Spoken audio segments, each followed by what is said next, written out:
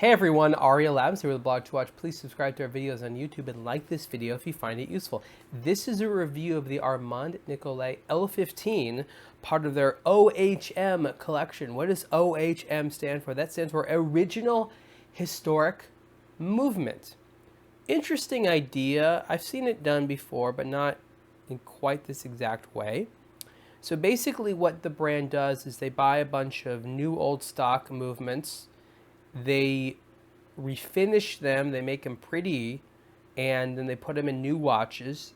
And the whole point is to have a new watch that has a freshly restored vintage movement in a classy package where you can see the movement and you can wear it, and it's kind of a combination of old and new.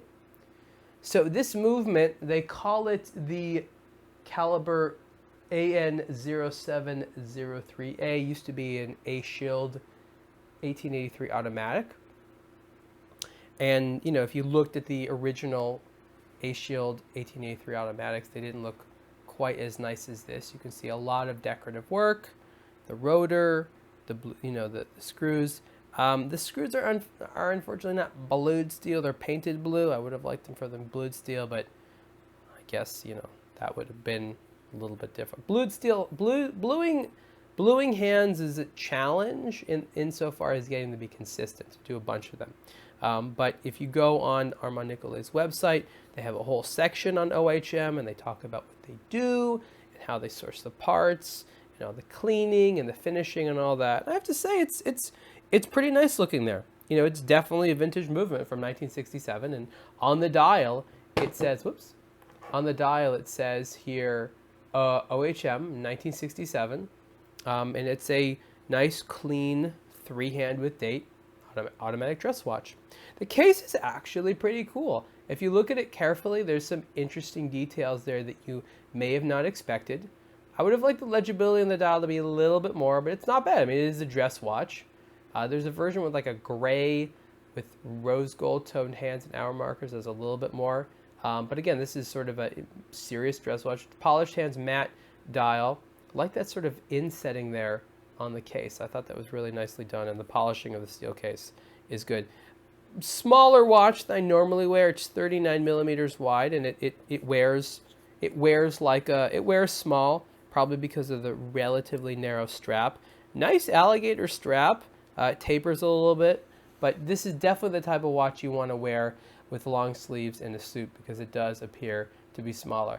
I did enjoy this watch more than I thought, because again, I'm not a dress watch guy, at least not traditionally, because I don't really wear suits or anything that would require you know, a formal watch to match formal attire.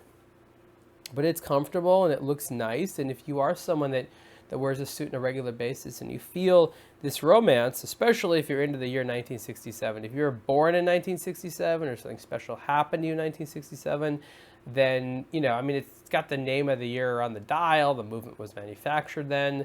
I mean, I don't know how Armand Nicolet can go out and specifically target people that were born in 1967, but if there was a way of doing that, I think they would do well selling these watches. So again, this is the Armand Nicolet L15, part of the OHM collection. There are other watches like this. This happens to be one of the new ones for 2017. The movement was restored in 2014, according to the website. Water resistant to 50 meters, sapphire crystal. Just a nice, relatively simple, not a lot of sort of frills, but classic and visually attractive dress watch.